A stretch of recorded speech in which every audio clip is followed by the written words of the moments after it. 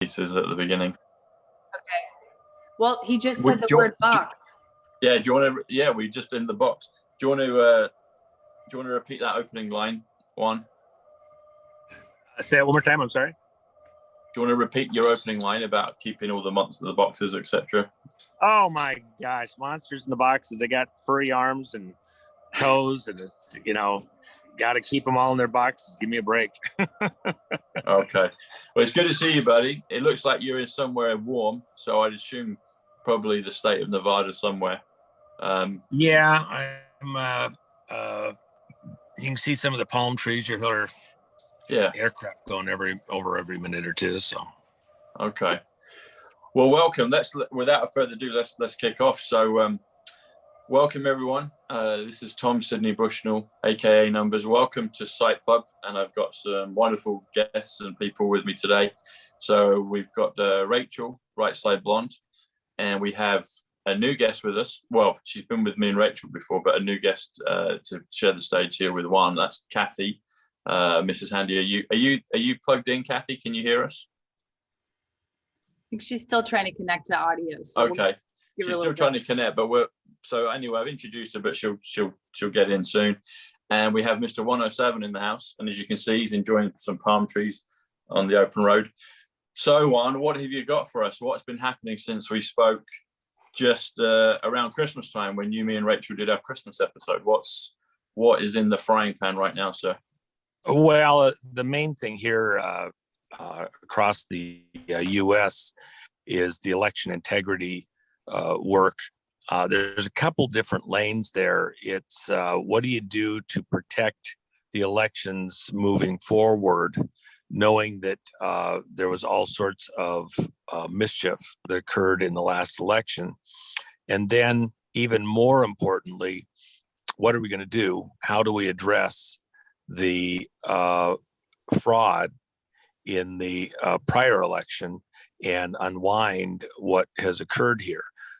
Those people that want to say that everything was cool and it was the best election process ever in the history of the world and all that kind of stuff, that's just wrong. It's not true. And so we know that. We have great proof of it. We're not going to, take the, mainstream media line as being gospel. It just isn't.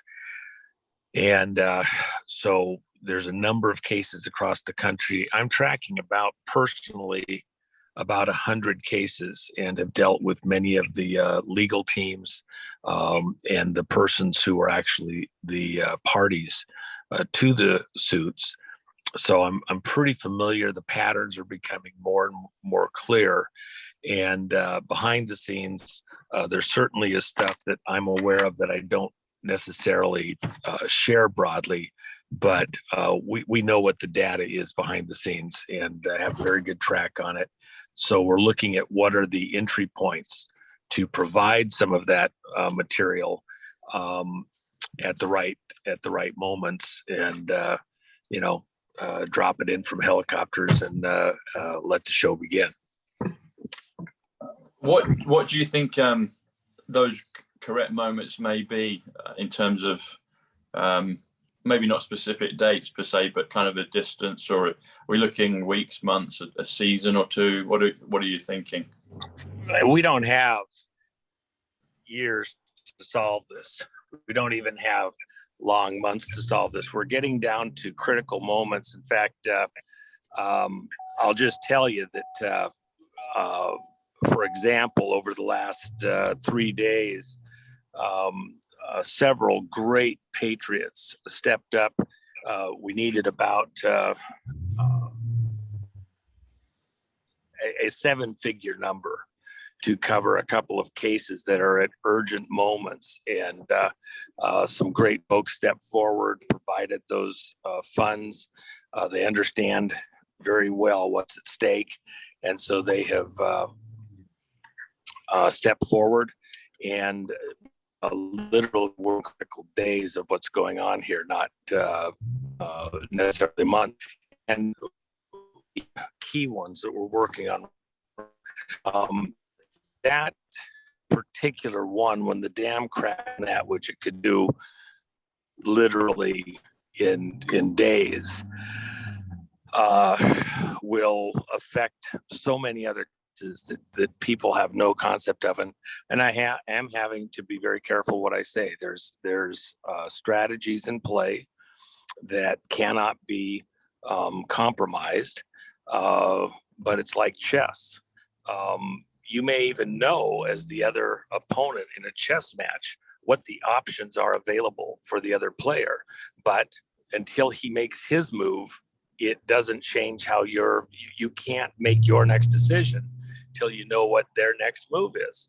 So one move leads to another. It's options that each side has, and as you exercise those options, it takes the game in a particular direction.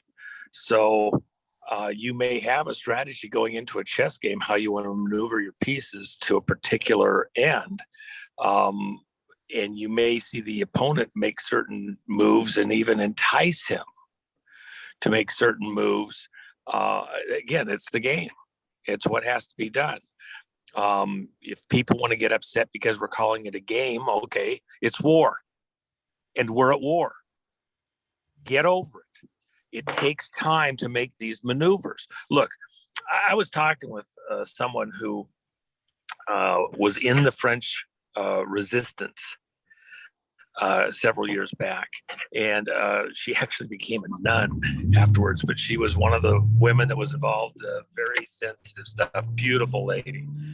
And so what happened was they knew that America had started staging stuff all over England. They knew what was going on. They were getting the hidden radio messages. The Germans are locking in their positions all across Europe and France. And, they're just, when is America going to show up? When are the Allies going to get over here and get to France? And in the spring and summer of 43, we had been moving ships, equipment, boats were being sunk by the U-boats every day. And they were still moving supplies to England, building out that reserve. You'd had the Battle of Britain with the aircraft, and Germany trying to take Britain out of the war. And so coming into the spring and summer of 43, everybody across Europe, and especially in France, was certain that the Allies were going to come land and engage the Germans any hour, any day. And it didn't happen. All summer, it did not happen. All fall, it didn't happen. And then they realized there's no way that the Allies were going to invade or do anything coming into the winter. And they had to go through that long winter coming into 44. Then the Germans knew without a doubt that we were going to have to try and make a landing. And the question was it Calais or was it Normandy? There really was no other location that would make sense, because you had the logistics to get from the island over to the mainland, and you got the channel, you got everything in there. They have gun emplacements. It's just a huge undertaking and operation. The Germans were ready, prepared, anticipating, knew what was about to happen, and we knew what we were doing. And there was really just this one question: which location? There was all sorts of subterfuges with various things. Even the person that's doing the astrology for Hitler is on the Allies' payroll, telling him stuff, and he's believing it, and they've given him all sorts of things to reinforce that astrologer knew everything, because they would have the astrologer say stuff and then they would do it, and he'd be right there to do the attack back and stop whatever was happening. And boy, it looked like genius. Well, how much time did it take to make that all happen? All of those things, those moves and counter moves, take time to work through. So everybody has to take a deep breath and understand what's going on here. We're in a war. It's a wild thing, and we're gonna have to just be patient while we go through these next moves. But these next moves are going to be amazing.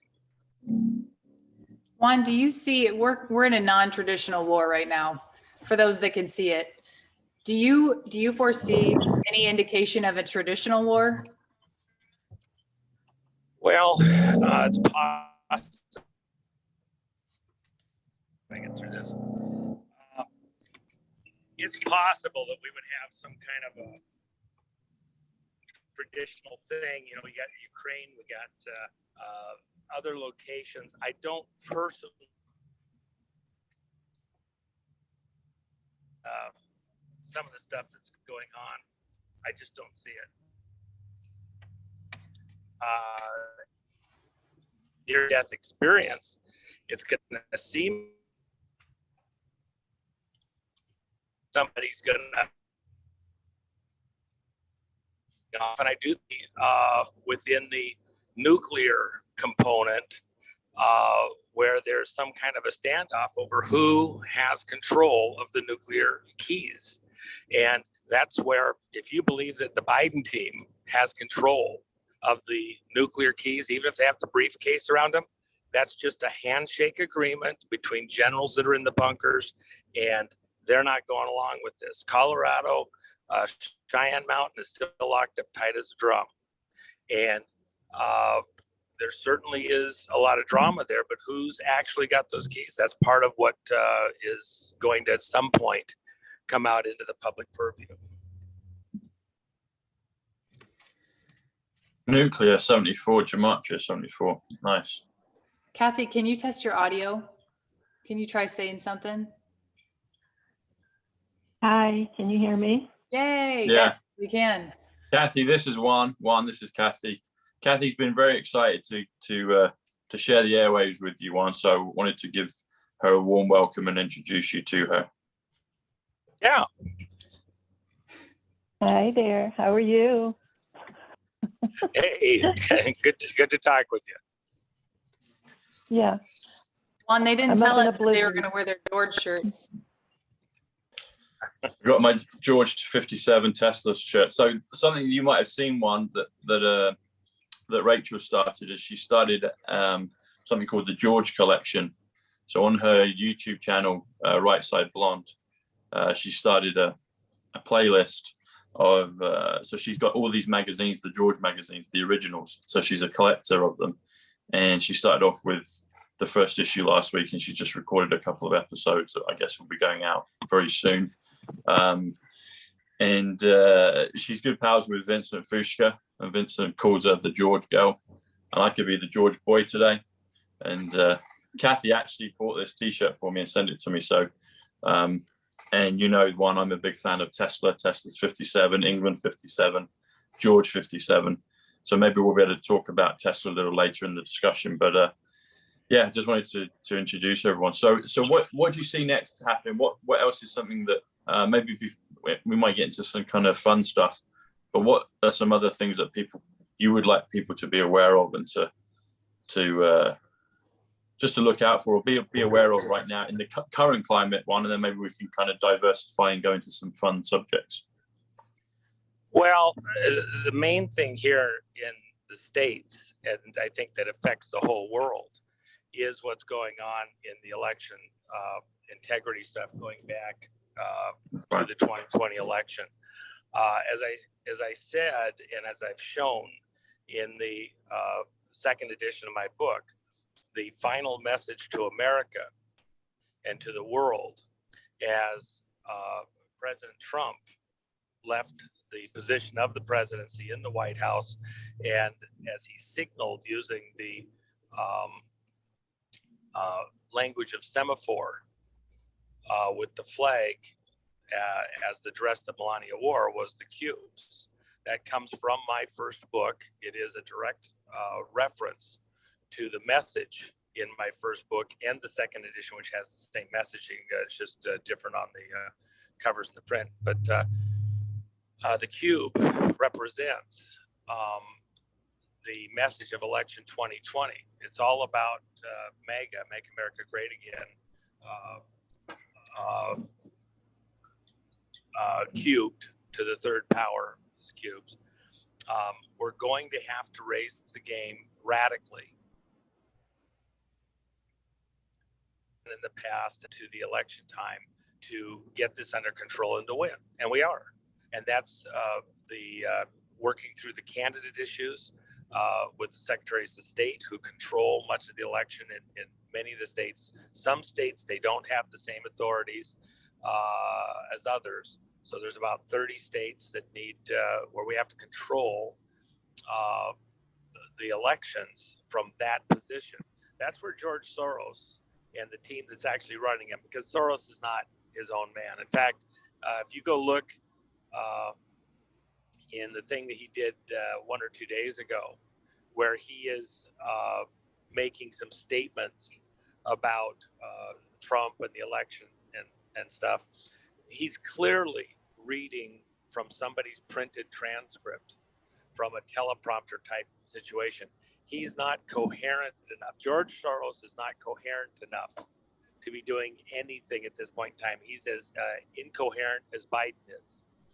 He's being managed and run. As I've said all along, Soros was merely a figurehead. His wealth, the money, that's just an operation being run over at, in my opinion, MI6. And he's just a figurehead for them, just like Obama was a figurehead for CIA here in the States. A total creation by players inside those agencies.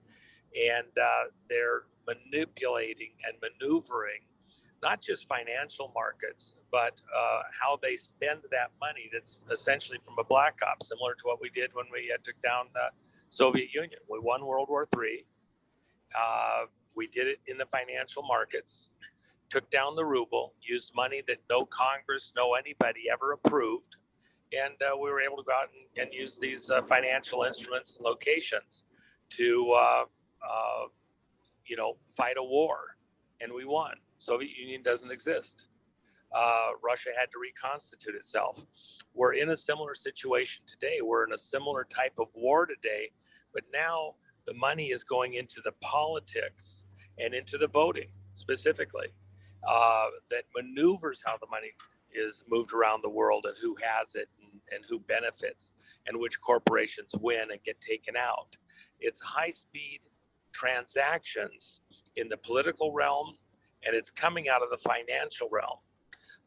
So when the team behind Soros wanted to get control of much of the politics in the United States, when this globalist empire was in this particular stage of the build out to get control of America, capture America, seal the deal, they started with the Secretary of State position in Nevada. That's where Soros threw his money.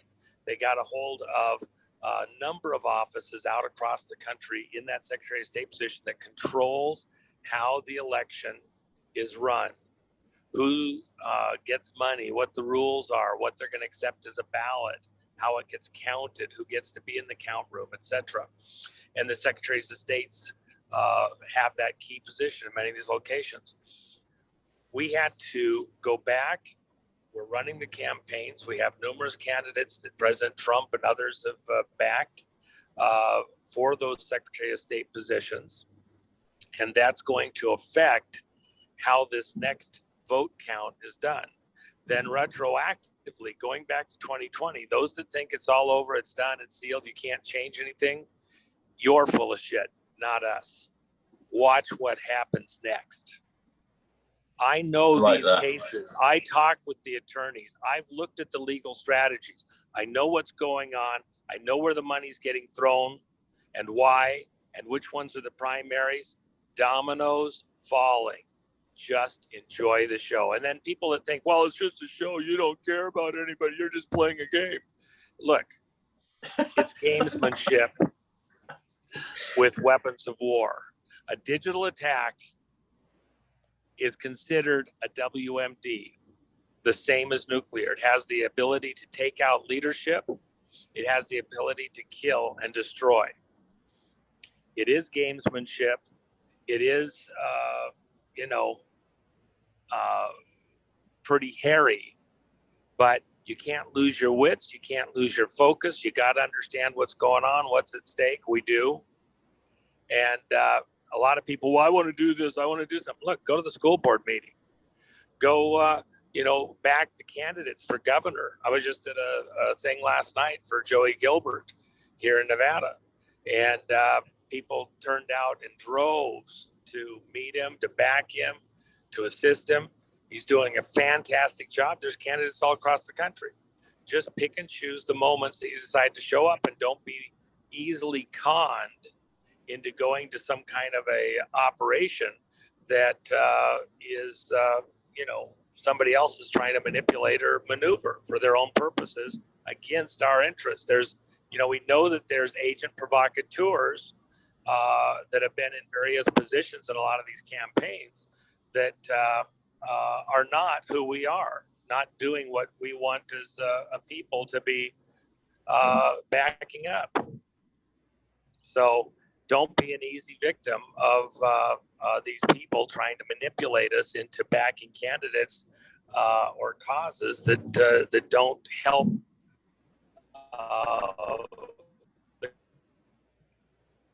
I have numerous other candidates that are not. We're going to go in and get control of our states back and maneuver our way back to taking the presidency back. It's interesting one. We're not going to worry about current presidency. We're going to get the commander in chief and enjoy that for the time being in a public way to get to this next level. So anyway, go ahead. Sorry, I thought you'd put us and then it froze for a second. So you said, interestingly, you said digital attack. Digital is 62, which is Nicola. Attack is 56, which is light. So it makes me think of our good man Tesla again. But digital attack is 118, the storm or the awakening, the silver, the matrix. So that was interesting that you used that phraseology for us just then. So that's made me think of another possibility with the storm, because we hear about the storm coming, and maybe we've had pieces of the storm, but I still believe that we're probably going to come to the storm, the one that President Trump referenced, and digital attack seems like it could be maybe a key component of that. Well, again, digital attack, the storm, everything else, where I would come back and actually put the emphasis again, in the court system, we have numerous cases that are maturing.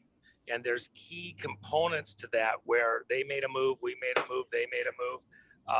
And now they're running out of moves. See, chess is an interesting game in that the longer you play the game, the fewer potential moves are available to either side.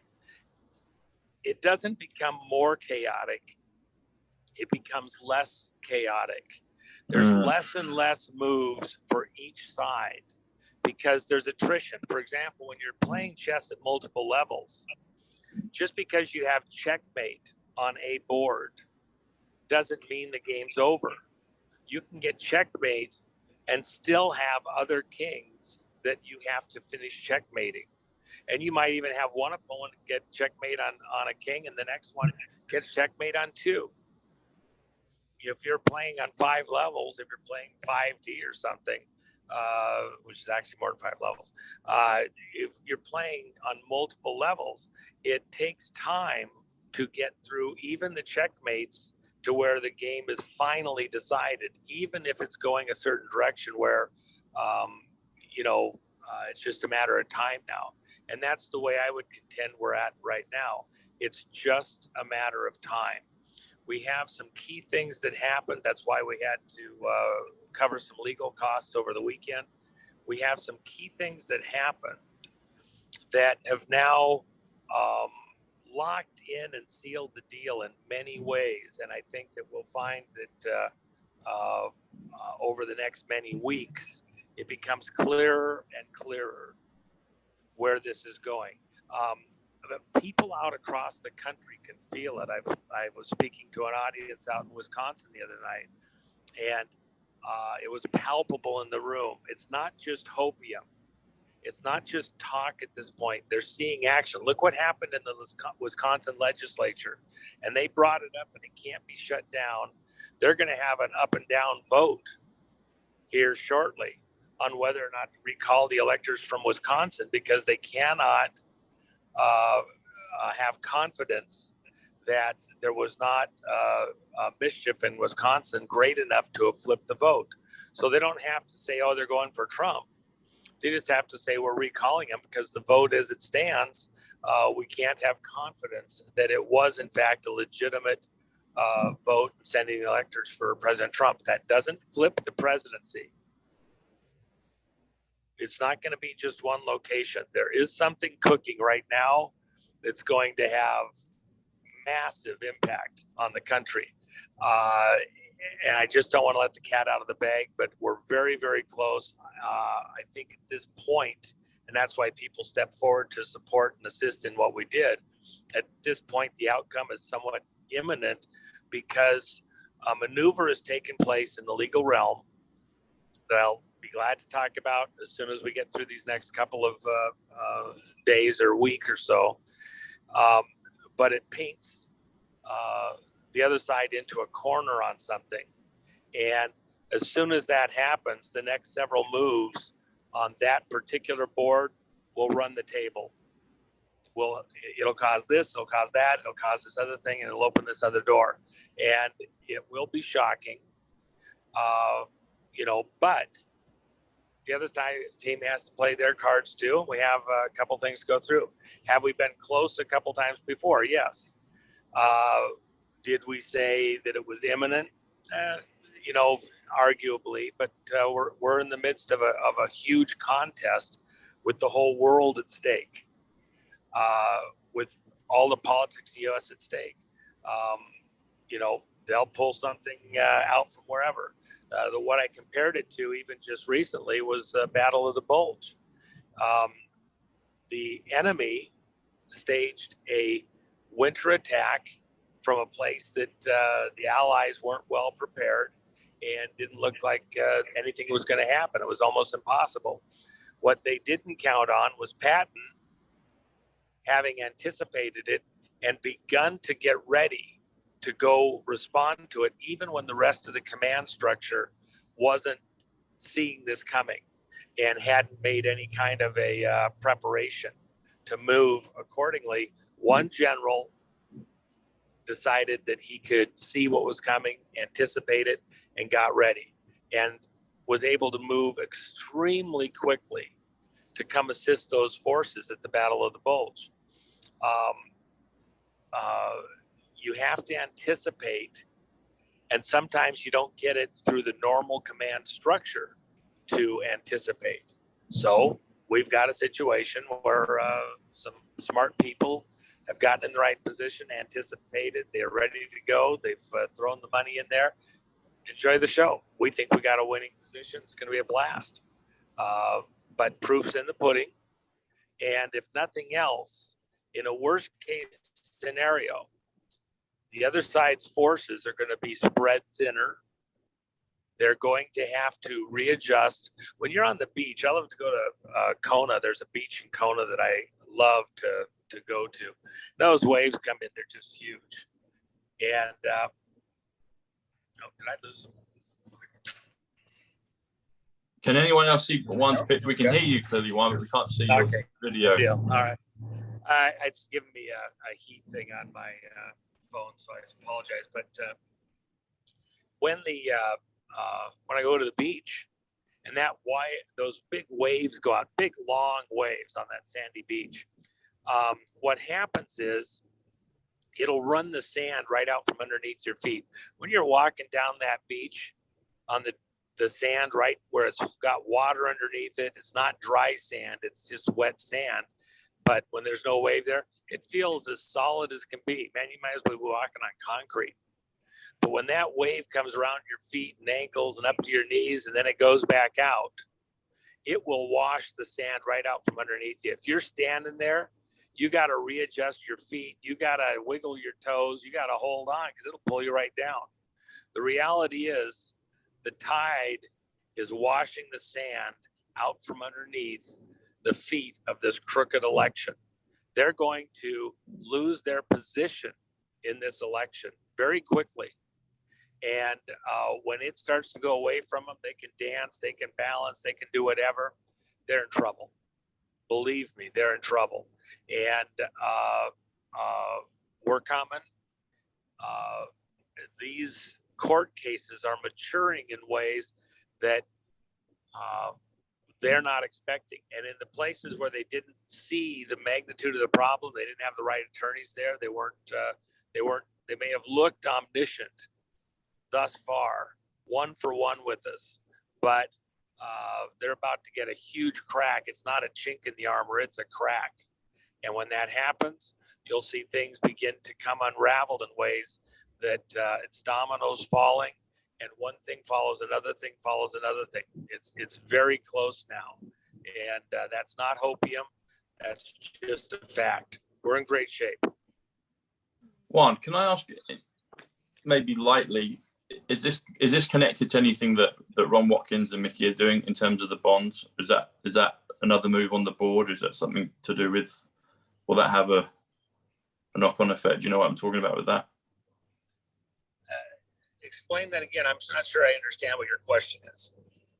So you're talking about that there's legal moves that have been put in position that we're going to see, physical effects of that, whatever that is.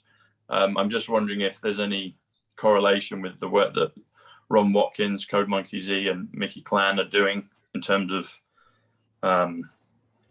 the bond that they're serving on different people in Arizona and I think other places. I don't know. Are you familiar with that? Is that connected at all with part of the chess moves that are going to bring things down? There's multiple groups that are doing things.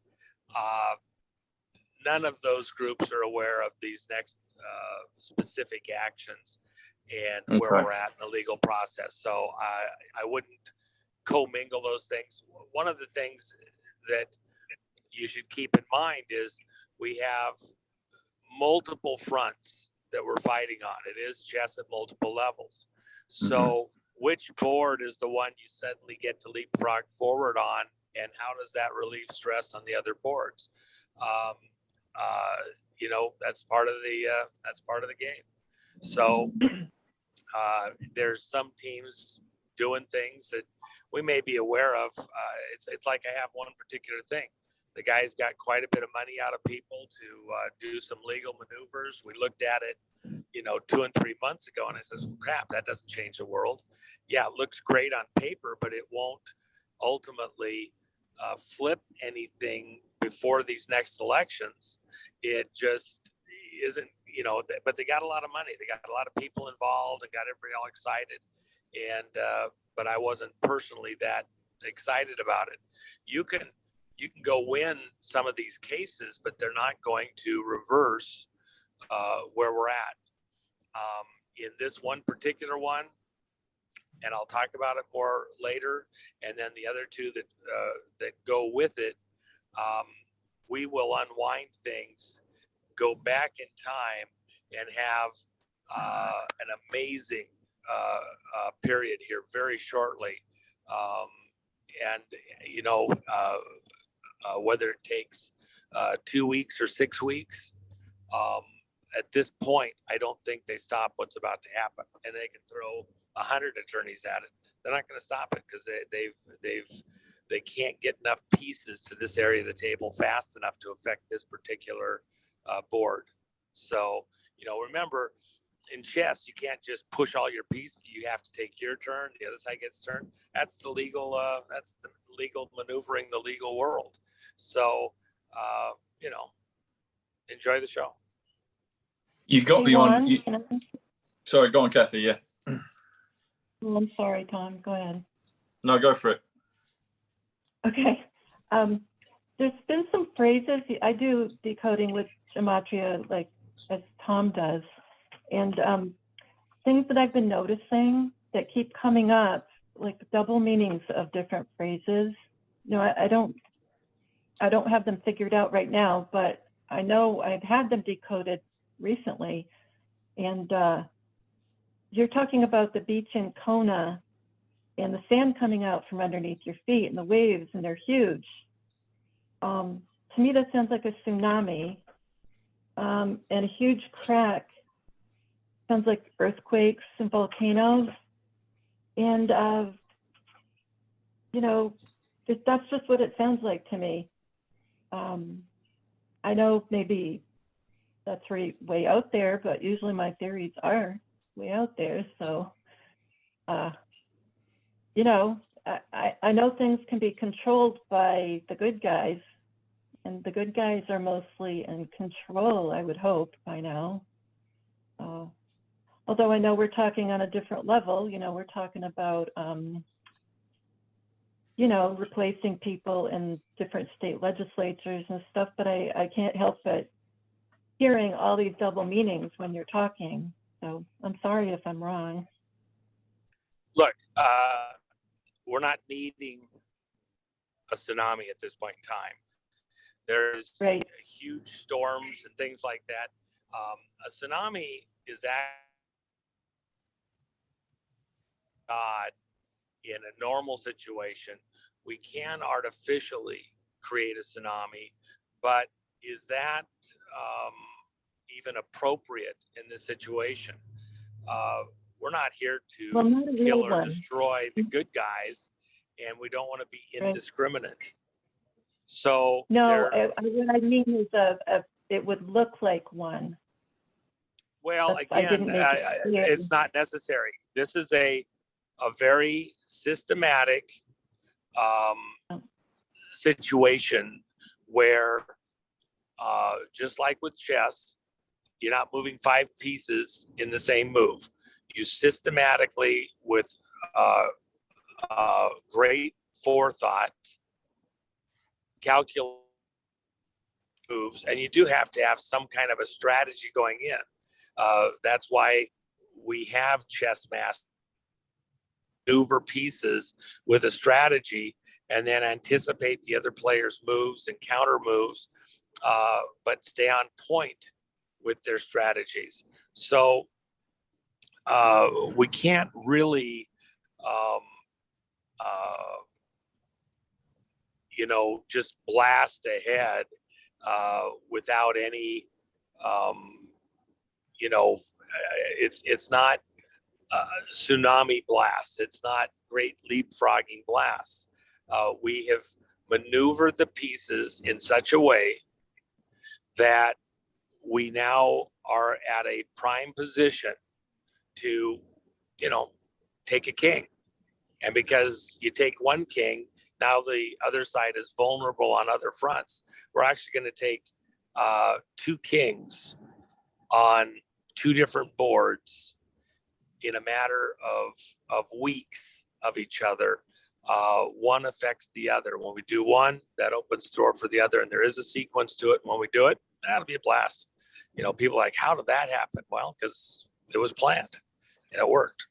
So, Juan, are we talking about like public awareness of 2 kings being taken? this is totally in the public. This is all in the public. This is going to be, you know, all out there. This is a big deal. Yeah, it's all in the public. Nothing hidden here at all. Okay. Are we talking about Revelations at all? Say that one more time. Are we talking about Revelation 11 by some chance?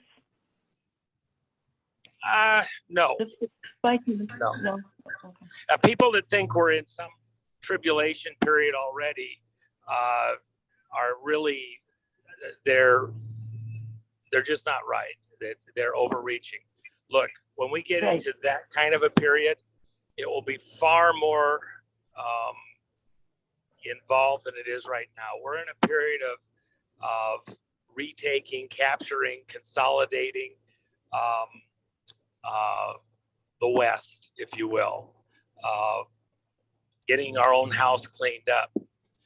The responses that come in later on down the road, that's a different matter. And I think the whole globalist system comes to fight what we're about to do, and that will be their response longer term. But for the time being, they're not gonna they're not going to prevail right now. And we're in a pretty good position.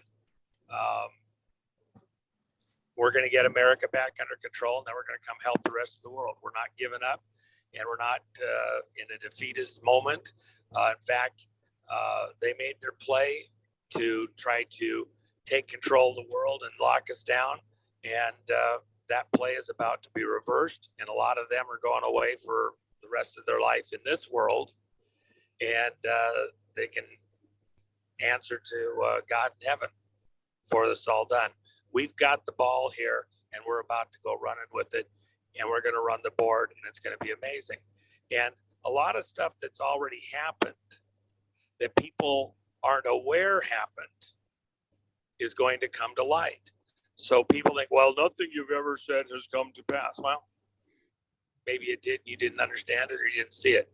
I'm very comfortable. We're in great shape, and amazing things are afoot right now. And I wish I could give you details on some of that. I just can't. I'm not giving away the game at this critical moment. I'm very comfortable with where we're at. And the public is going to be aware of it. That it's not happening in a vacuum. This is not a secret rapture moment. The public will be very aware of what's going on in these next moves, and we'll be able to explain a lot of it, pretty shortly, I think. Juan, can I? Would you say, Juan, we're sorry, Rachel? I was just going to ask about the wall outside of the White House. I don't know if you can talk about it, but in another video, I can't remember if it was with us or with someone else, you mentioned the word blast wall. You called it a blast wall. I noticed they painted it white on Telegram. A lot of people on Telegram were curious what what those little lights were in the windows in the upper level. Can you give us any insight as to what that would be? Well, I know all the speculation that's out there and everything, but it certainly isn't what most people anticipated that it was or said.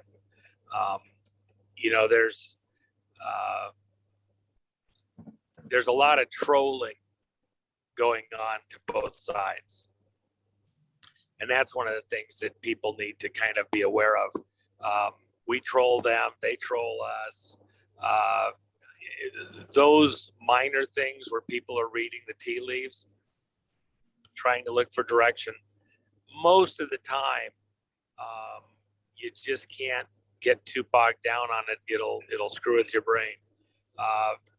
The big moves are going to be pretty obvious as they happen, just like the Allies landing. Look, everybody knew it was Calais or Normandy. It's coming soon. You had the high tides. You had a certain likelihood. The Germans had the wrong beach, and they had the wrong date. We caught them by surprise. They had the right idea. They were just caught flat-footed at the critical moment. And they thought that we wouldn't attack them on their strength. Normandy was really their strength. And they just figured that just wasn't going to happen there. This is not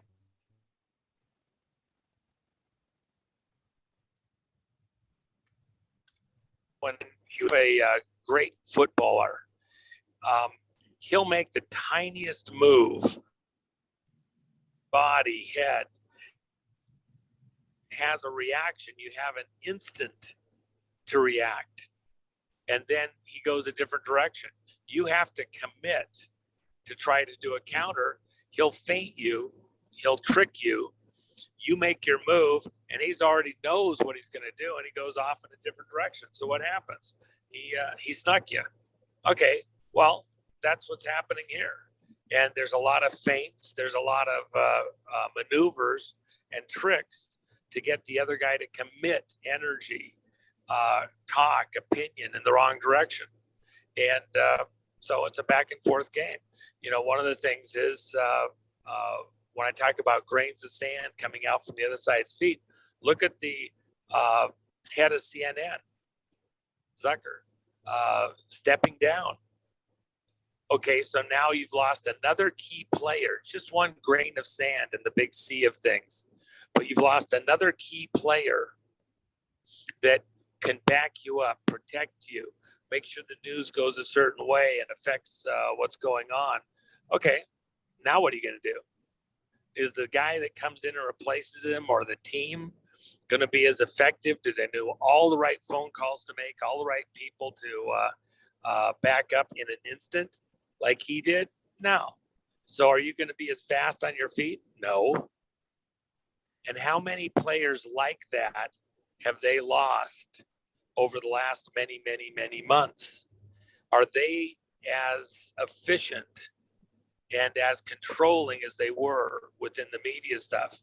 They're shutting down America on the media, but they don't see 107 Daily coming, the way we're doing. In fact, I'll just tell you, whereas the president's social media and some of the other guys have come out and done stuff, and they've been taken down within hours of coming out, we're getting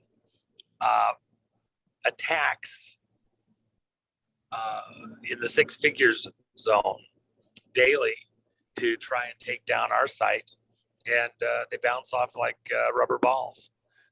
We're in fantastic shape over there, and we're assisting other sites to do the same with similar security measures. So where they've been prevailing on so many levels, stopping the conversation, choking back the conversation, and not getting citizens positions where they can participate and talk about what happened in the fraud of the elections or other things in the medical, etc. Those abilities to choke us back are going away. I'm, assisting with the election integrity hearings around the country that came from work I was doing with the SOS stuff. Those hearings, now I just got word from my staff this morning that we now have 20 coming in the next couple of months. And those hearings are becoming much more complex by the day. The people in our SOS campaign, Secretary of State's offices around the country, the opponent to Rachel Hamm in California, just on the Republican side, just announced that she was withdrawing from the campaign yesterday because Rachel has all the momentum. That's the exact term. So we're going to work with that candidate, who's a good candidate, to go for another office that's needed from the Republican side. And her stepping out of the race doesn't weaken where we're at. It strengthens, because we'll be able to do a couple of different offices now with great candidates in both of them. But for the Secretary of State position, Rachel Hamm has the ball at this point in time and is doing fantastic. Out across the country, we are gaining strength rapidly and able to,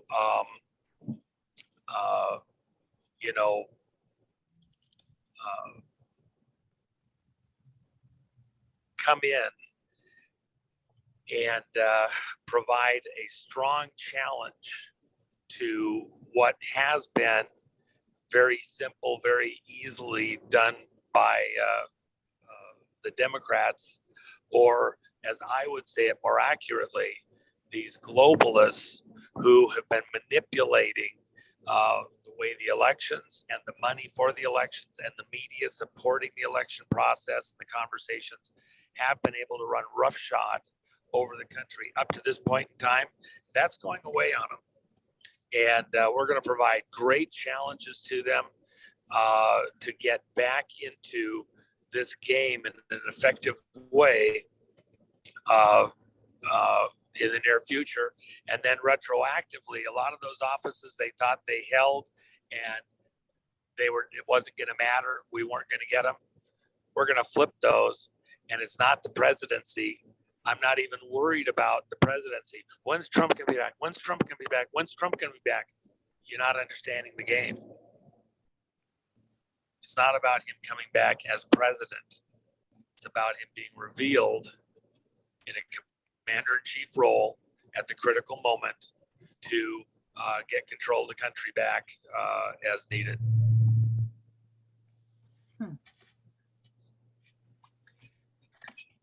I like that Juan, line you you said, just said.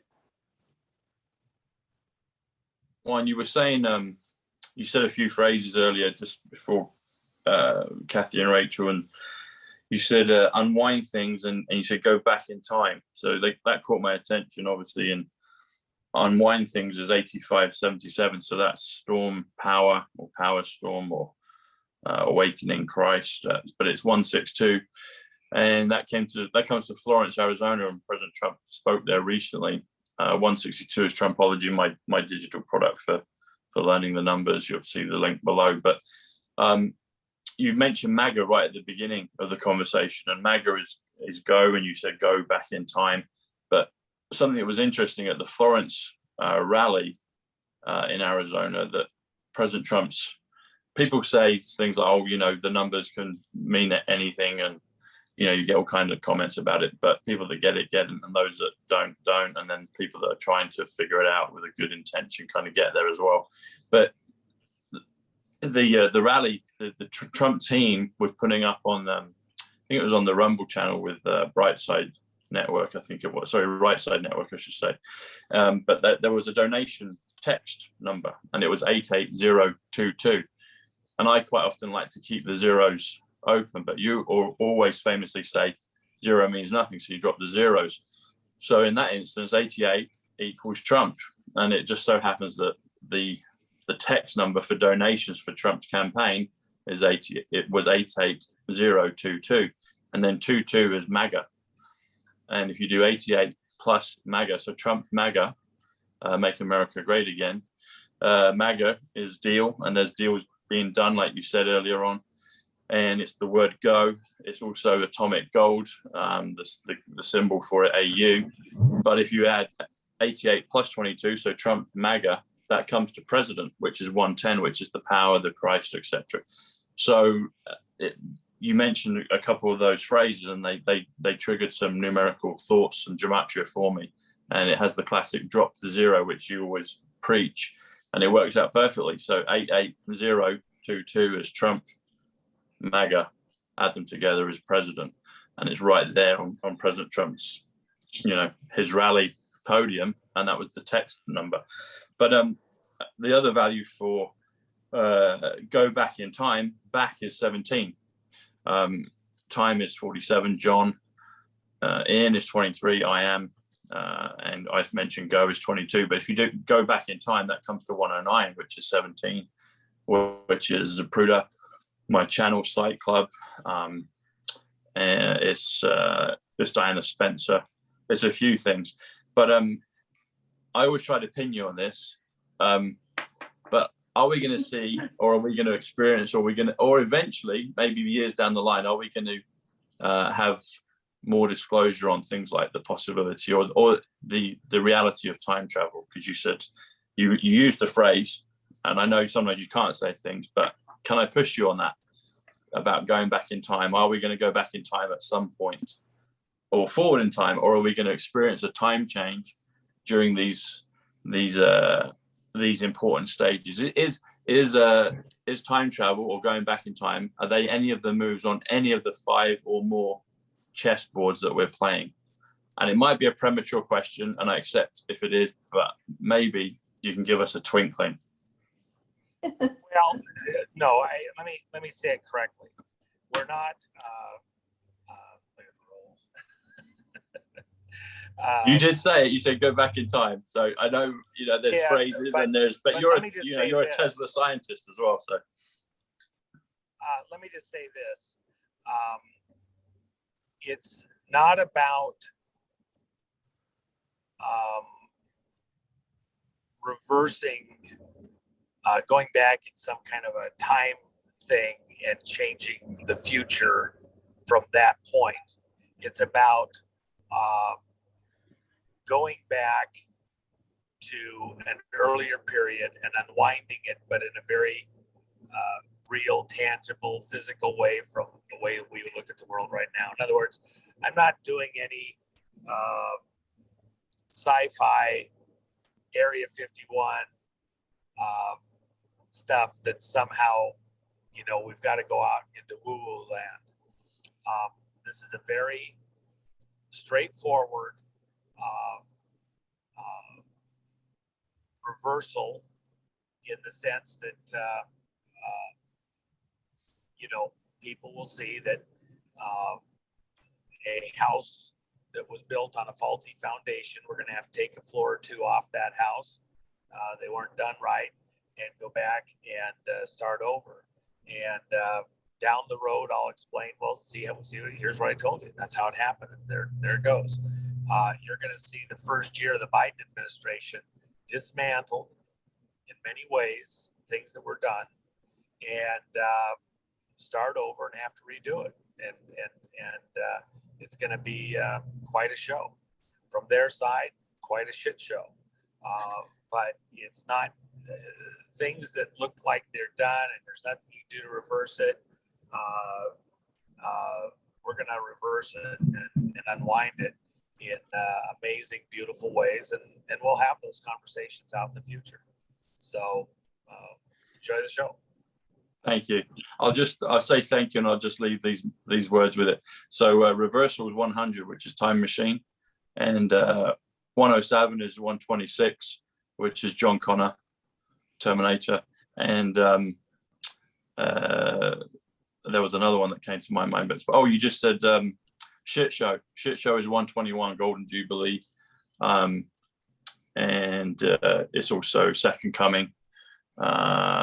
And it's also Revelation. So yeah, these conversations out in the future 91, Space Force, POTUS 91, Spirit 91. I look forward to them, but thank you. Yeah. Yeah. Look, we have a lot of people that I don't want to fall into a camp where they think that we're just having a playful sci-fi conversation that is disconnected somehow from reality as most people know it. The moves that are coming are very linear in the sense that this is a progression. When I say reversal, the people that things that they did are going to have to be deconstructed and reconstructed correctly. And we'll all watch it visibly happen. In other words, if I have to deconstruct something that they started, I have to go physically in and knock. Everybody sees it. We're still in the same continuum, the same timeline. I'm not jumping back in time before they ever started to build those upper stories that were wrong. In this continuing line, we have to go back and what's the next one? Sorry. We have to go back and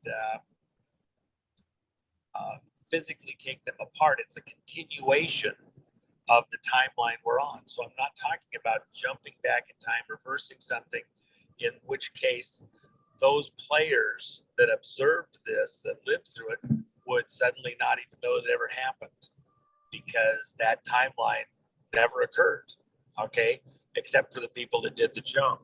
So that's not what we're talking about here. We're talking about, in this linear understanding, the way people see it, we are going to go back, dismantle some things, and then rebuild them, and it's going to be a blast. People are going to be like, no way, are you kidding me? Yeah, not kidding at all. Bring it on. Bring it on. I mean, I hope that's clear enough. I mean, I'm trying to disconnect one from the other. I'm trying to disconnect. I do not want woo-woo, and I don't want people thinking that we're just having playtime here, or it's something that nobody's going to be able to see, or there's some secret rapture. It's all spiritual. It's all ethereal. Not true. This is a very straightforward moment that we're in. And in order to get the future sorted out, say with the vote and who our elected leadership and things like that are, people need to see what was done wrong, need to see it dismantled, have the enjoyment and satisfaction of having participated in correcting some wrongs, some evils to the extent that they can be, and see justice. Look, we need justice in America on the election fraud. We need justice in America on the vote, the way the votes and stuff are counted. And we need justice in America and across the world on these crimes that have been done, trying to capture society and the way the world works, that have actually cost huge amounts of lives, while these players have been trying to capture the world to control the future. In their mind, they want to cull the herd. They want to take out 13 of every 14 people that are alive on the world today. They want to kill them. They want them dead, dead, dead, dead. And then from that tiny number, they want to rebuild the world in this image that they want. I've written articles about this. It's what Nero wanted to do in Rome. He burned down the bazaar. He burned down the greater part of Rome so that he could rebuild it in his own image, in his own vision. But even there, was Nero the one ultimately that was in charge of that? No, it was all of those advisors behind him that were whispering in his ear, hey, if you do this, you can rebuild Rome this way. It'll suit your images and make you look great. And so he bought into it. He bought into the whole idea. Okay, well, there's people today in industry, in politics, in the monetary system, that believe that if they work the work of the devil, Satan, Lucifer, Moloch, Baal, and burn the world down and kill off this huge portion of the population like some Bond movie, then they can rebuild it with their players, their families, their way. And, you know, what's 100 years to get back to this point technologically? 200 years to get back to this point with the population, if you want to do that. It's nothing, because they don't think in terms of even their own lifetimes. Nero didn't. They're mad. They're insane. They're criminally mad. They're dangerous. They're rabid in their minds. And because they're in positions of authority, in control of many things, they have, by subterfuge, mutually self-promoted. And they seek to destroy the world so that they can reinvent it, like a thunderbird, like a phoenix, come back, reinvent the world, and own the future. And in fact, they don't even think they're going to die, because they think technologically they can extend their life or be reborn with the genetics that are available to them now, and not die. They believed a bunch of lies, and they're doing Satan's work because they believe those lies. Okay, well, let's see how that goes. We're at this moment where we have to understand the threat, the magnitude of the threat, the depth of the threat, and not be playing, kids' games when this is a game of chess, but with the world at stake, lives at stake, everything at stake. This is a very big game we're in, and with lives on the line. So we have to play accordingly. Thank you. Yeah, Juan, Yeah. You had a whole presentation about 311, or maybe you called it 11.3. Could you speak to that a little bit, since we're coming near March? We're right near March. I've talked about the 311, 11.3 stuff for a couple of decades. This has actually been going on for a very long time, going back to the event with K-129, the Russian sub that was sent to do a nuclear strike on Hawaii. 311 of 68. And that's the reason why Johnson pulled out of the election. Glomar Explorer operation, Jennifer, which, by the way, was the single biggest intelligence gathering project ever undertaken by the CIA. It would have been equivalent of going to Mars in technological terms when we did what we did there. And it leads to the whole China thing. When you look at what happened where opening up China occurred in there, all of that relates to the Glomar Explorer. I will do a, there it goes. Very nice. Somebody's got their Shelby there. Mine's red, but my classic. Anyway, everything China related, and I probably should do another broadcast on it. I've thought about it to explain what the deal is with China and how it's a captured operation. Again, back to these globalists, going all the way back to that incident with K129. I've done huge broadcasts on that in years past, and they're probably out there online. People can go listen to that, but I probably should do a more detailed one now because it's better understood. With that in mind, there was another 311 incident, which was intended, or I should say 11-3 incident, and that was going to be a nuclear strike on Seattle up in the Northwest during a football game. And I've done extensive broadcasts on that. That was thwarted. It was stopped during the Trump administration, and it was going to be blamed on North Korea. And that was stopped. So this has been a repeating theme, and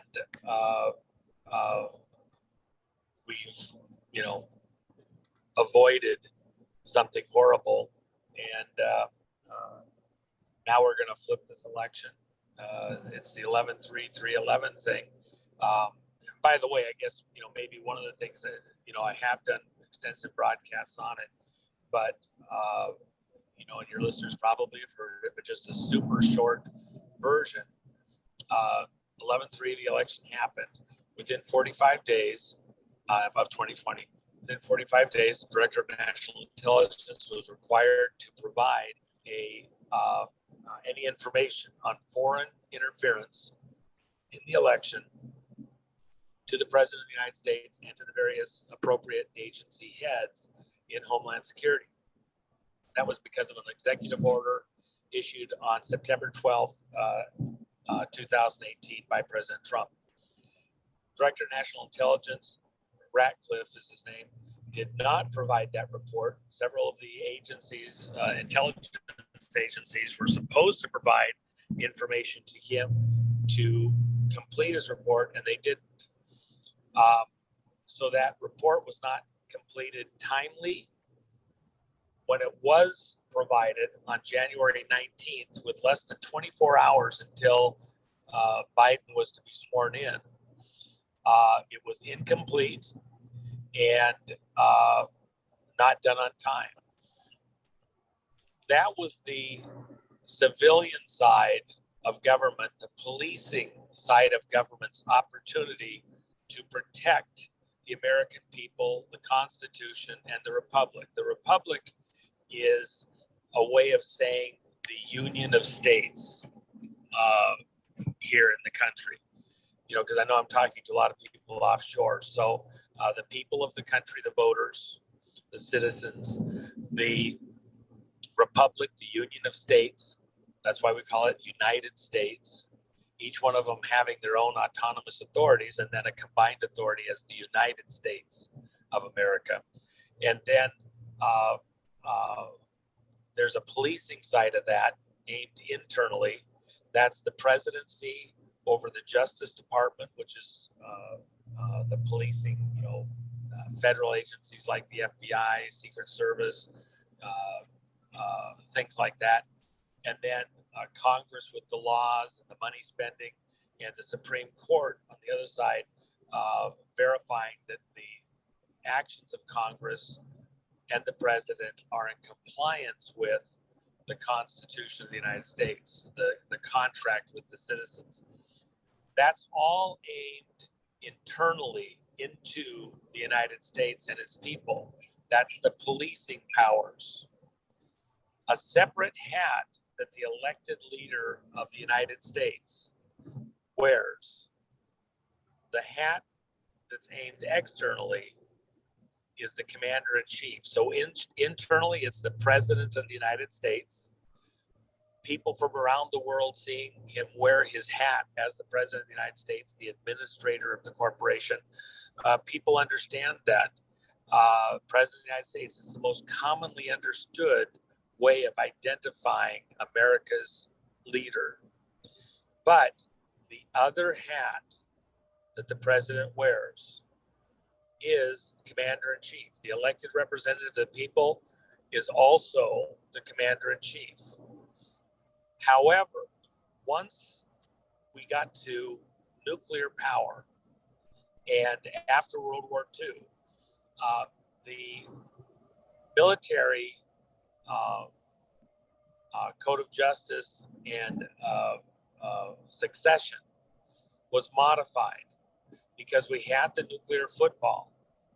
And there was always the possibility that a Manchurian, somebody that's under some outside control for some reason, has got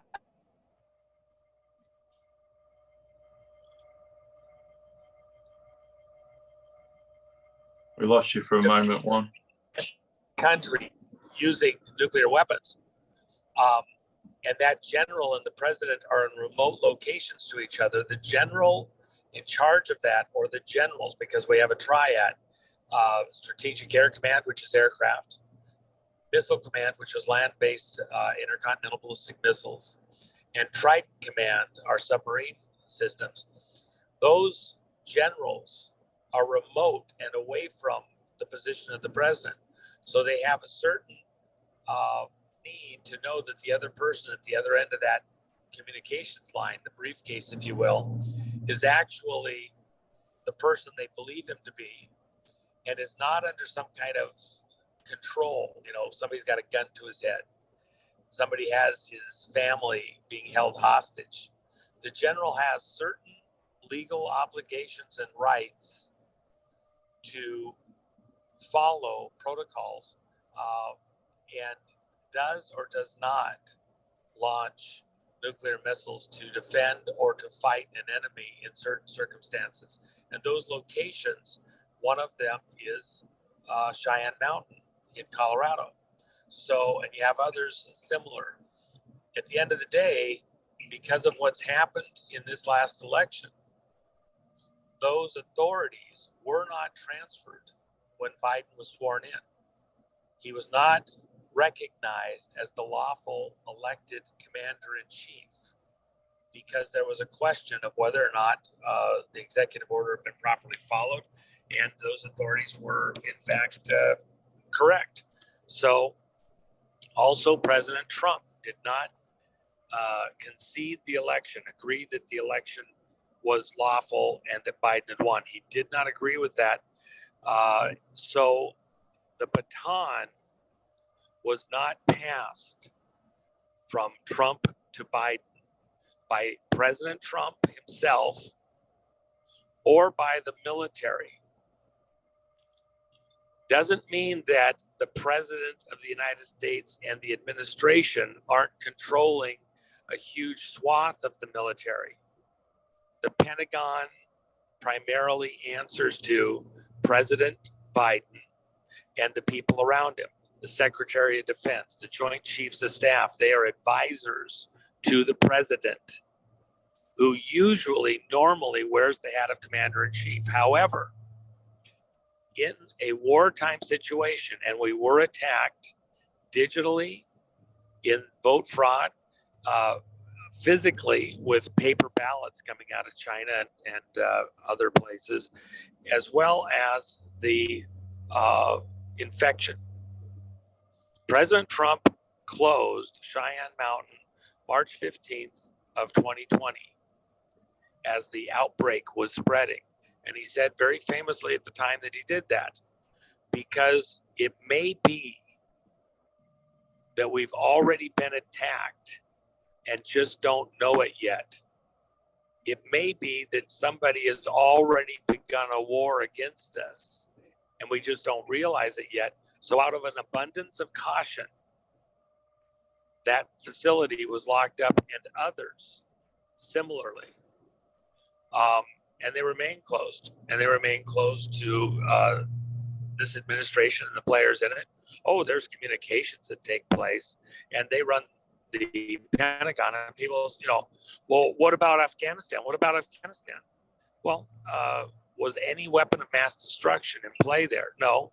Okay, well, at this point in time, it's though we took a physical military strike and some assets are denied to us and we're occupied at this level. And so then you come back to the 11.3, the Law of War Manual. If somebody has gotten physical control of positions, bases, offices inside the United States, and they are a belligerent force, they're not Americans. They're people controlling Americans in high office, but ultimately it's foreigners protecting their foreign interests. Let's say China, Russia, globalists, whatever. If they haven't declared who they are openly, then they're covertly puppeteering and manipulating America through its leadership, and it's not obvious who they're actually truly working for, but they're not the representatives of the American people. They're not lawfully in position of control over the American people. They are then a belligerent force. In the Law of War Manual, which is a legal manual for military operations that the U.S. military uses, the Law of War Manual, which was updated during the first 2 years of the Trump administration, outlines how you can legally conduct warlike activities against enemies.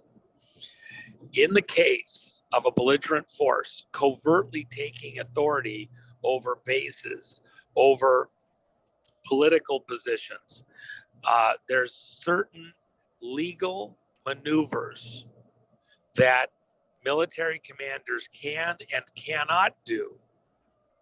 And there's certain thresholds that have to be crossed. Otherwise, they will be charged with war crimes in an international court for taking certain actions, unless the criteria are such that they have lawfully reached certain checkpoints, if you will. 11.3, Chapter 11, Section 3 of the Military Law of War Manual specifies that 1 year must elapse with a belligerent force in control of your country, but that is not declared who they're actually working for. It can involve and outside persons. But once 1 year has passed and the civilians are unable to recapture control out, etc., in that manner, then the military forces can legally engage on their own soil, and they will not be subject to criminal trials, international tribunals, as those involved in war crimes against their own citizenry.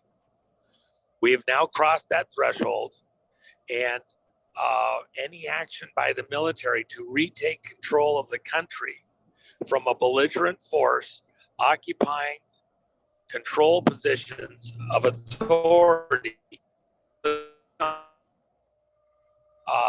the military personnel can engage to retake control, and they are war crimes or guilty of war crimes and go before military tribunals for doing those actions inside the country on our own soil. Is that clicking for you? I know it's a little bit complex, but it's an important detail that people need to understand. Juan, could you, Yeah. just at the beginning of that, you talked about the commander-in-chief, and then you were going into about the general, but you cut off for about a period of 15, 20 seconds. So could you just recap that for us, please? The Law of War Manual is this manual that has chapters in it. One of the chapters is 11. Section cannot be done legally in a if you have a belligerent force that's occupying your country, and so that's taking control of the mechanisms of government. With that in mind, January 20th, when Biden was sworn in, if we say that he was put in power through a crooked vote, stolen votes, various manipulations, then you have a year for them to declare who they're actually working for. If a year's gone by, they really are.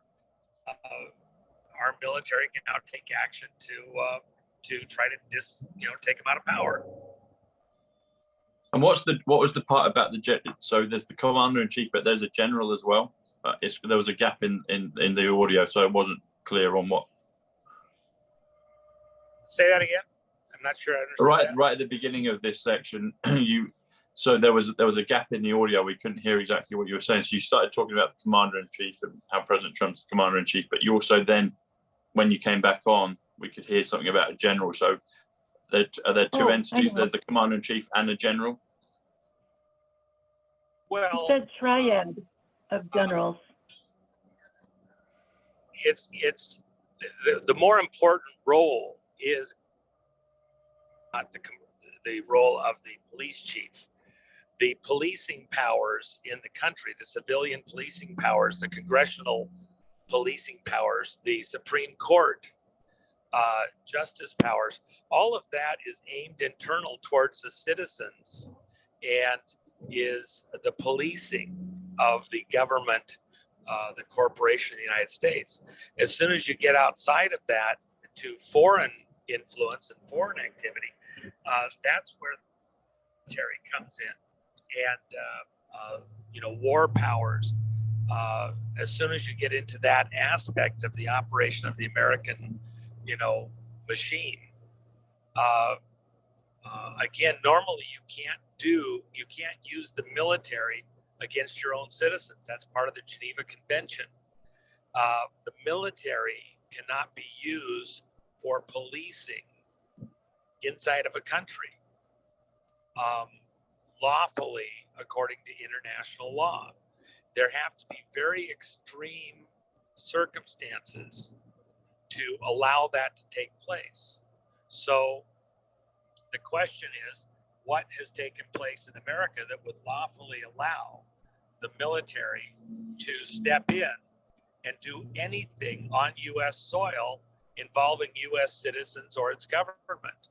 Well, if the administration of the country, the policing and the other activities inside the country have been taken over by foreign masters, a belligerent foreign force, then that, and a year has elapsed from the time that occurred, and they haven't declared themselves who they are. The military, according to Section 11, Chapter 11, Section 3, 11.3, that's a triggering event that allows for military command to then take actions to protect the citizenry, the voters, the republic, the Union of States, and the Constitution itself, the contract. The contract is being violated. The military must restore order. They must restore lawful government for the people of the United States. If a foreign force, a foreign power, has somehow gotten into a position of authority, I'm gonna have to grab some gas here, where they can control us, then we're in trouble, and we need protection, and we're going to get that, and that's what's about to happen. Is that clear enough for you? Yes, I just wondered what the word general was in, because you cut out. That was also, yeah. Good. Do you need to get gas? You saying one? I'm not sure I understood that. I apologize. It might be a ticket. Did you say that you need to pull out? You need to get gas? Is that what you said? Oh yeah, we're out here in the middle of the desert, and so I thought I had a gas station. I was gonna be able to stop and fuel up, but wasn't there. So if needed, if you got a gas can, could you come grab some gas and meet me and bring some gas for me? Yeah, I'll do that. I'll just I'll use the looking glass. I'll pop over. Yeah. Yeah, that'll work. Get gas a while ago because we were on our call. I forgot to. So, that's all right. I'll be okay. You'll be all right.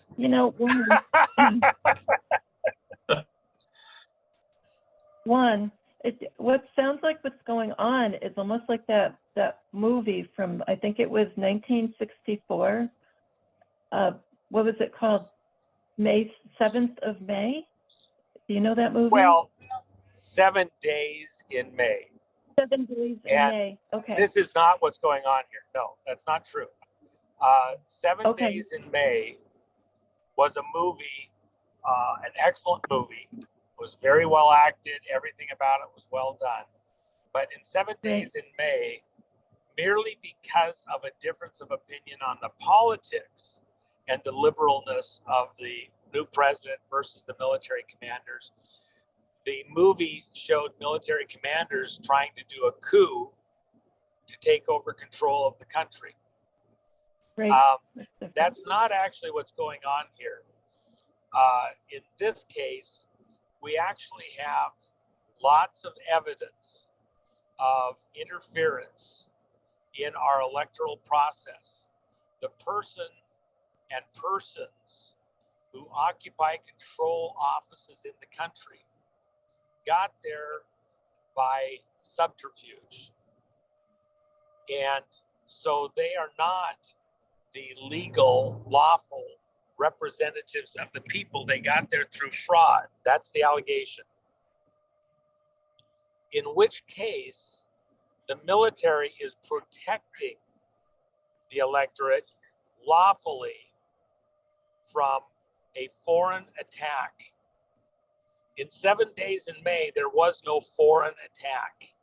There was no stealing of the election. It was merely that the military people in that situation felt that the person who was the elected representative of the people was doing things putting the people in danger.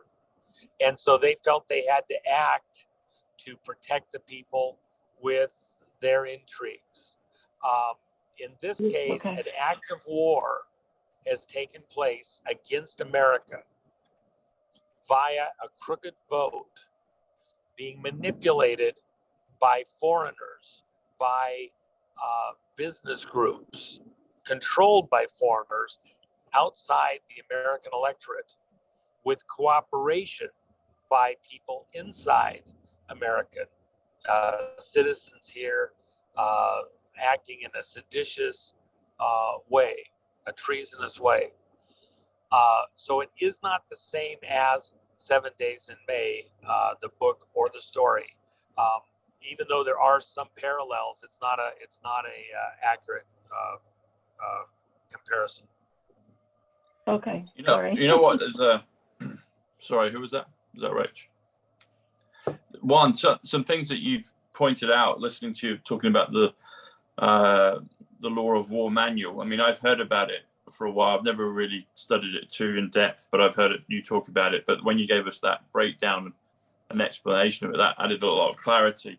But obviously, I've looked at some numbers with it as well. So, Law of War manual, law is 36, of is 21, war is 42. Manual is actually 66, which is also event, freedom, woman, Thames here in London. But if you add them together, it comes to 165, which is actually resurrection. It's also the title of President Trump's portrait in Mar-a-Lago in the library bar. It's that beautiful portrait you'll know of, and it's entitled The Visionary. Visionary is 132, but The Visionary is 165, which is resurrection. It's Westminster here, but it's Christ's bloodline. But it's also, interesting enough, is Law of War manual. And so, even from a physical standpoint, it seems that the Law of War manual is a key component in the physical flip, in the physical reality of this change, of this resurrection of America, of the world. So it doesn't seem to be any coincidence that the numbers point to that and confirm that 165 is Law of War manual, which is also resurrection, which is also The Visionary, which is the title of President Trump's portrait, which I thought was interesting. And even when you break it down further, so chapter 11, chapter is 71, which is psych, it's smart, it's Lady Diana. 11 is 63. That always makes me think of JFK. But you add them together, it's 134. 134 is New Yorker, the Tesla Hotel. And then even take it further, section 3. Section is 85, which is awakening, which is storm, which is silver, which is matrix. And 3 is 56, which is light. Add them together, it's 141. And when we had that little joke about you trying to find a gas can, I said I'll pop over using looking glass. Looking glass is 141. 141 is Tom Bushnell.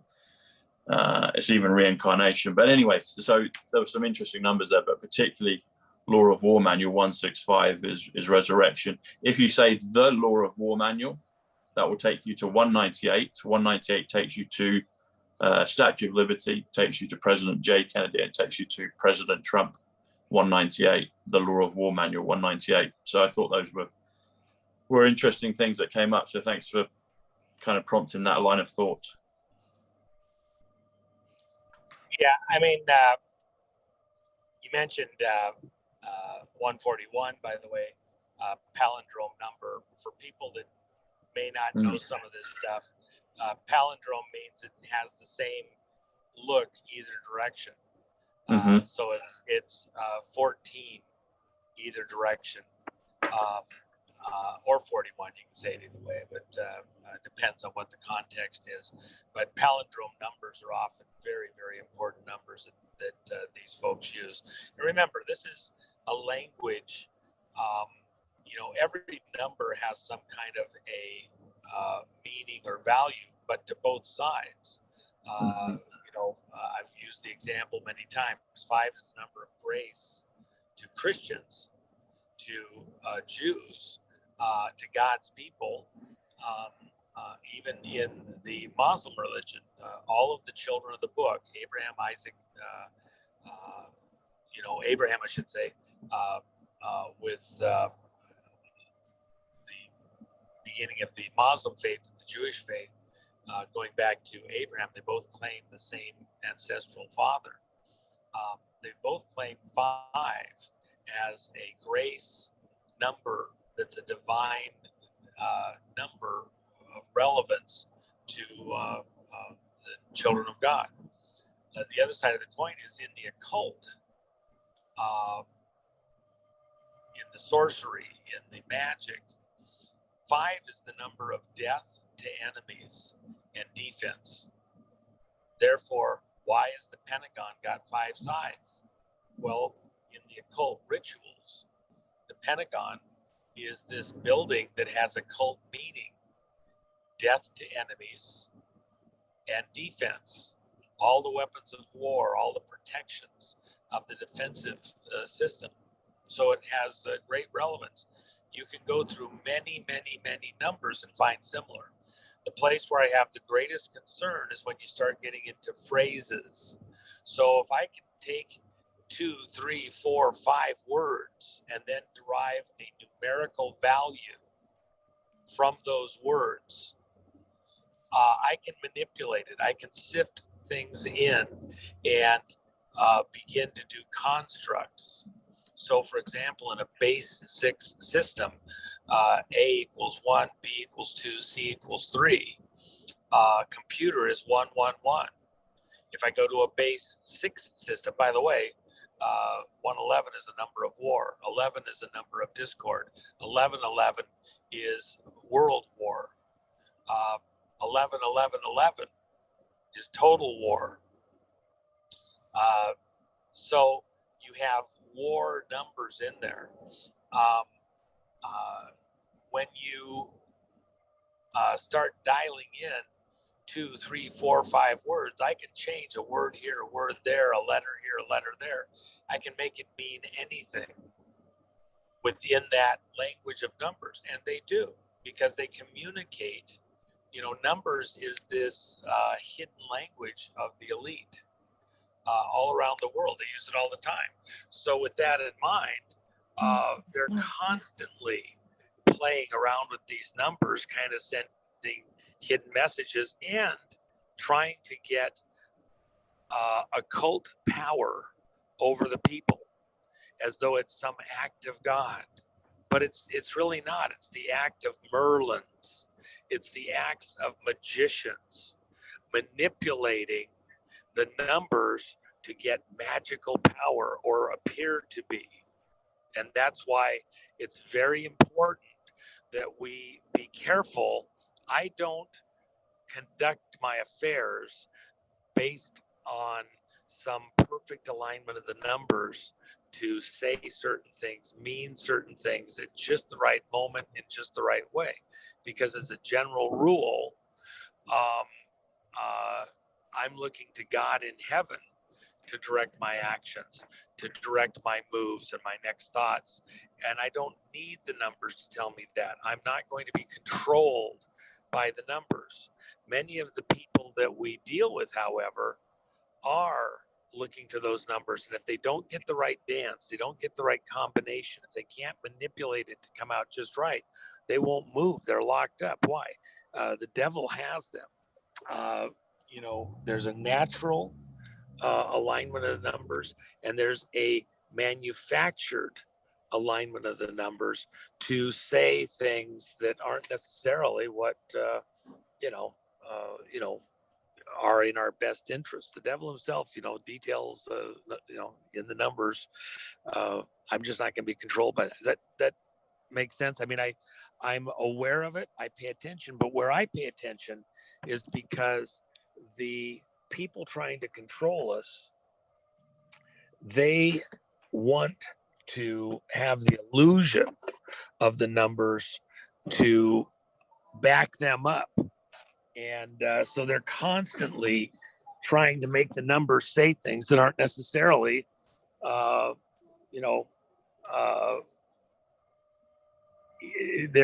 it's manufactured. It's not real. Am I saying it the right way? Is that clicking for you guys? Yeah. Totally. Like the big thing, like you said, there's a nice number 8 there. Thanks. Yeah. Orange 8. There you go. Yep. And the orange 8 is nice one. So orange is 60, and the number 8, if you spell 8, is 49. Add them together is 109, which is 17. So nice one there. Nice, buddy. Yeah. There you go. Well, Good there's a spot. lot of people get pretty excited about the 8 stuff. Hold on one second there. People are excited about the 8s and having all sorts of great meaning ritually for power and protection and stuff like that. I'm aware of that. It doesn't mean that I care that much. I don't even think about it when I'm doing what I'm doing. I do what I'm doing for other reasons. I don't necessarily consider what that number might mean as I'm going. There we go. I guess as well, and like when you said about the difference between manufactured and natural, we've had that conversation before.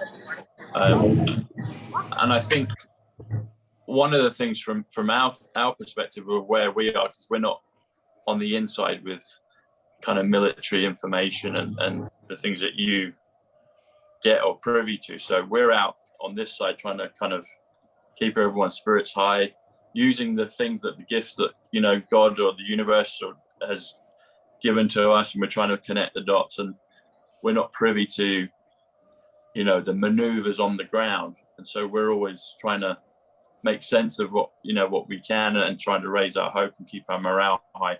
So because it's kind of a ring-fenced operation or a need-to-know basis, if we're on that side of where we are, you know, we're trying to keep everything. Well, let me dive in here. We're not able to drill down and know specifically X, Y, Z of what's going on. Where, you know, some guys like yourself have more of an eye on that. And have a, let me just say this. This is very important. I've gotten a bunch of heat here recently, as though somehow people are being asked just to stand by, watch, enjoy the show, don't do anything. Your actions, your efforts don't mean anything right now. Okay, that is not true. Totally not true. The truckers in Canada doing what they're doing, and now some backup coming from America. The people at the school board meetings, the people protesting in various locations, the huge turnout in Paris the other day. That's all extremely relevant. People making and voicing their angst at what's happening and how it's going on. That's critical. That public showing up in the conversation is critical for getting America and the world back on track. That said, yes, there's a number of actions that are outside the ability of many people to have much influence on. Does that mean that what they're doing means nothing? No, not at all. It's kind of one of those things where, and I know our prices are a little different than yours over there. So you're getting more used to British prices. Yeah. You need to get one of those stickers, Juan, of Biden that says, "I did that." Oh, it's so funny. Here in the States, about half the time when I'm fueling up, it's got a sticker on the gas pump. I did that. It's so funny. Yeah. So, you know, with what he's claiming to do and to have done and things like that. So it's actually pretty amazing.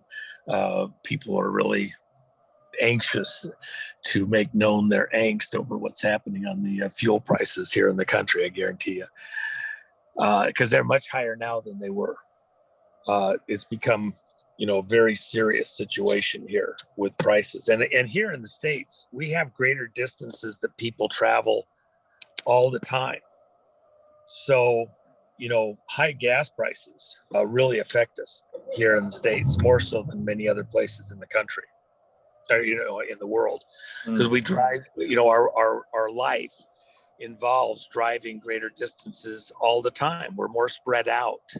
Our cities aren't all condensed. We don't have the train infrastructure. People say, well, you got to get high-speed rail.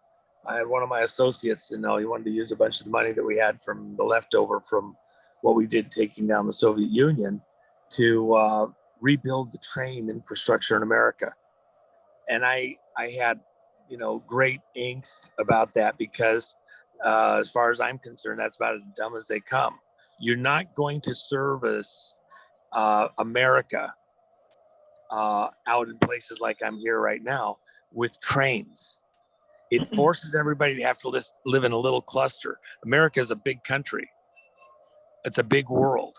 When you choke it down to just a few little rail lines, you're restricting the growth. The vehicles and the trucks provide the mobility to spread out across the land and be much more efficient. Yeah, you use fuel to get there and get back. That's the whole point. You need the energy to function. I'm dealing with the project over in Africa right now, and I can't say the specifics because it's under non-disclosure agreements, but ways to move cargo and traffic and not using stupid ass rail systems. It's just moronic. They've been talking about putting rail systems in Africa for 150 years, and it doesn't fit the terrain, the way materials have to be moved around, and then the cost for return. It's just lame. But there are other technologies that can do, move large amounts of freight around very cost effectively, simply. And that's part of the modern era. There's places, remote places. I have some place myself that's a reasonably remote place, but with new technologies, it's not remote at all. It's right next door and simple to get to and simple to get back from. And I don't need expensive highways. I don't need a waterway. Look at the way the world was developed around waterways. So most of the cities are, right on the ocean or a river, a navigable river. Why? Because 100 years ago, 150, 200 years ago, if you didn't have that, you didn't have a way to get around. And the technology improvements have made it so that places that weren't efficient, effective, cost effective to live are now available to us, cost effectively. So anyway. Juan, it's I'm probably going to have to wrap up at my end because we've been on a couple of hours, but it's always great to break bread. I'm wondering if the girls have got any concluding questions and if you've got any concluding remarks. I did want to say one thing, the 141, which you pointed out, I drilled into that further, which was a lot of fun, which I hadn't noticed before, but I got to 141. 141, I see this, a personal one, Tom Bushnell. 141 comes to 245, Thomas Sidney Bushnell, but it also comes to currency revaluation and also the pure love of Christ.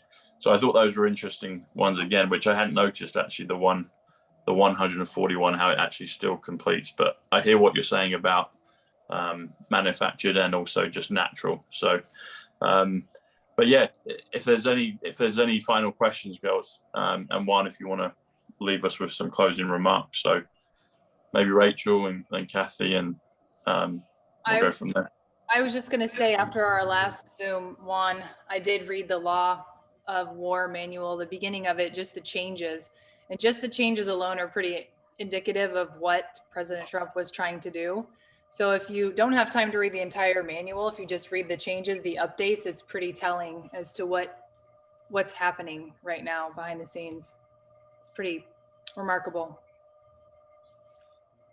Well, again, all eyes, for good reason, have been on President Trump and his next actions and responses and the stolen election, etc.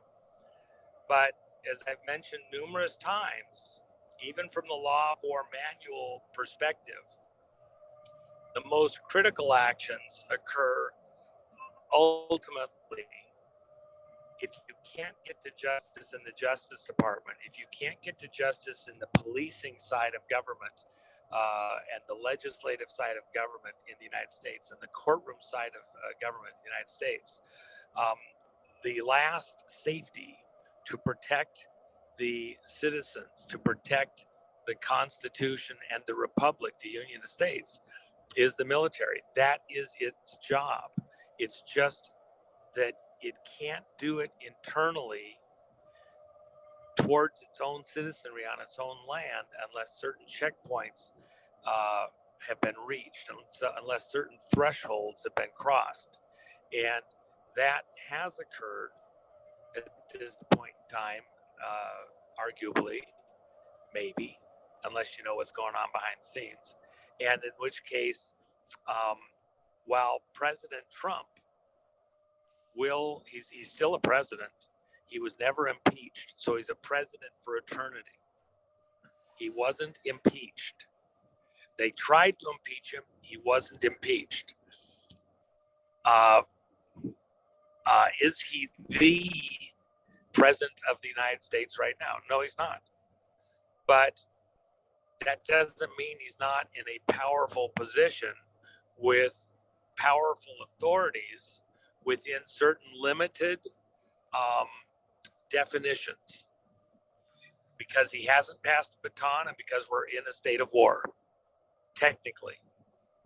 And those next moves that will reveal his roles and authorities are about to take place. Some of them won't be fully understood until some later point in time.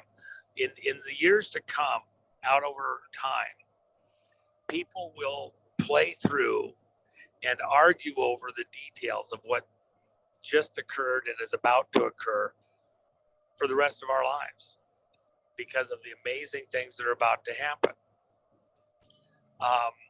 Much of it will remain somewhat obscure for quite some time out into the future. Why? Because this war is far from over. But ultimately, you're going to see that the military took action, had to take action, will take action in a protective sense, because that is their duty, their obligation, their sworn oaths. And now with the legal authorities, even based on international law, Geneva Convention, legal code of law, checkpoints, international law, that they can do the things that they have to do next without fear of repercussion against them for violating the legal rights of their own citizens.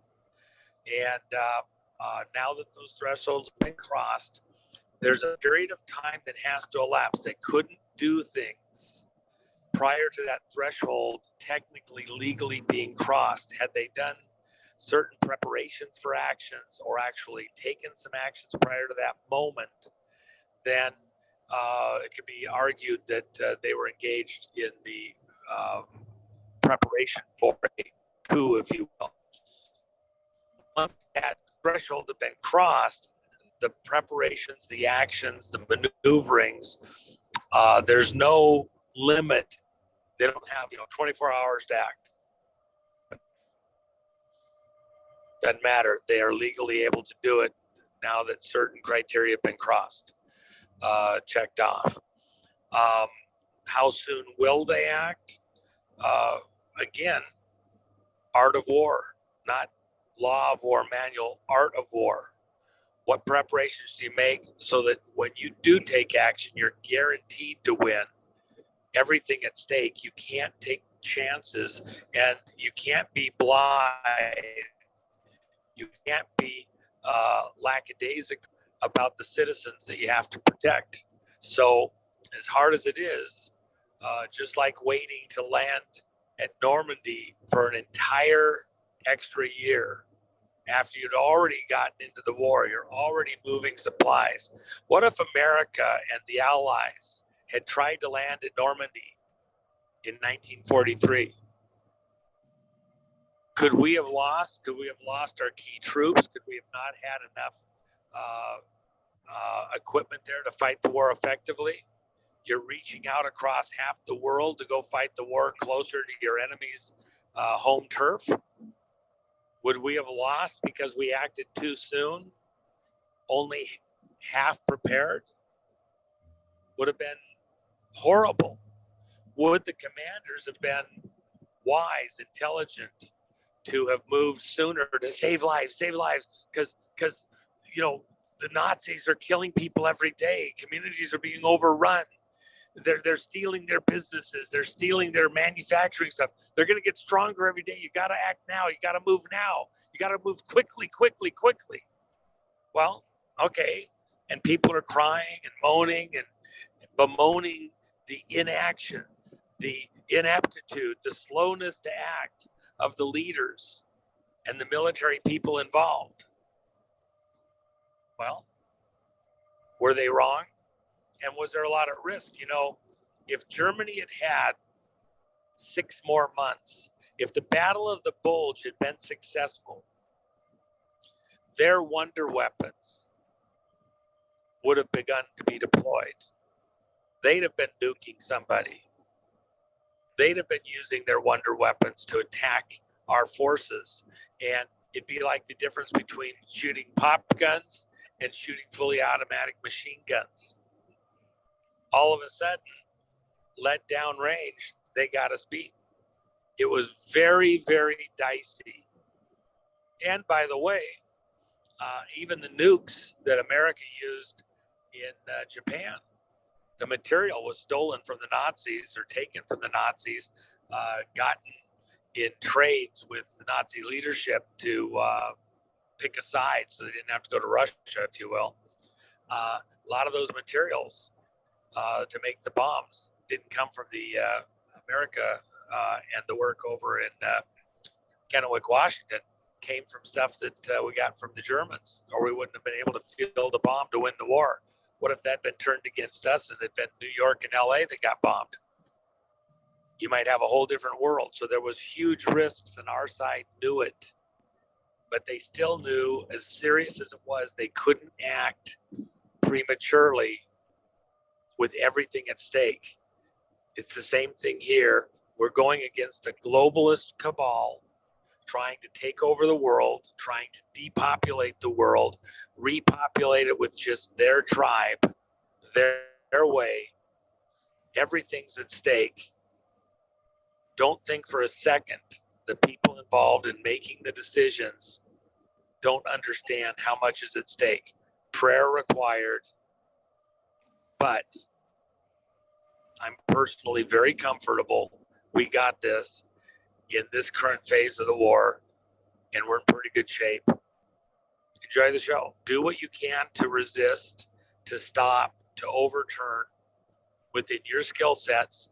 I can tell you that other people in other levels with their skill sets and their capabilities monetarily, connection-wise, industrially, they're stepping forward, each in their own lane, in their own zone. Play your zone. If you're a citizen, you're a mother, you're fighting to keep the kids from going into a transgender school, fight. That's where God put you. Do the fight. Everybody has different skills. Everybody has different abilities, things that are in their realm of control and possession. Nobody's telling anybody to just stand down and watch, in a disconnected way what's going on. Find a point that you can engage. And if you're not Eisenhower, don't get all pissed off because he's not doing it the way you do it. Well, if God wanted you there, you'd probably be there.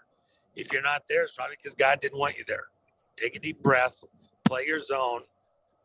We're going to win this thing, and we're going to win big. And it's not as far away as you might have been led to believe. Hang in there. We got it. Juan, you should have been a coach. That was a pretty good pep talk for the locker room. No, I'm sweating bullets. I look, I feel it.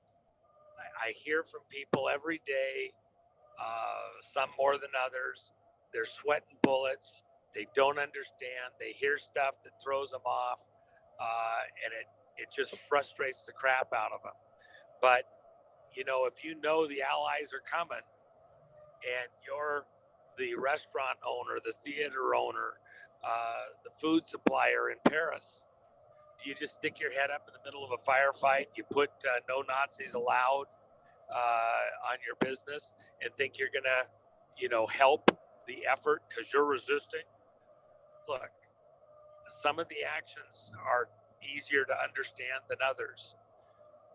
But down the road, I think many people will have to be ashamed that they ever thought that someone like President Trump or other similar people had somehow betrayed them, gone over to the other side, done evil with their actions to betray America and betray the world. Well, okay, believe me, time will tell. I'm very comfortable that the American citizenry and the world are being well served by these people in their work to protect freedom, including religious freedom, political freedom, out into the future. We are being very well served and assisted.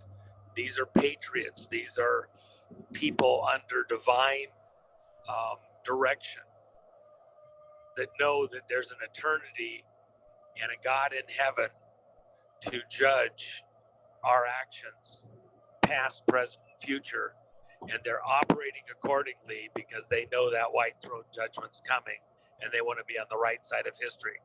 I would hope all of your listeners are on the right side of history also.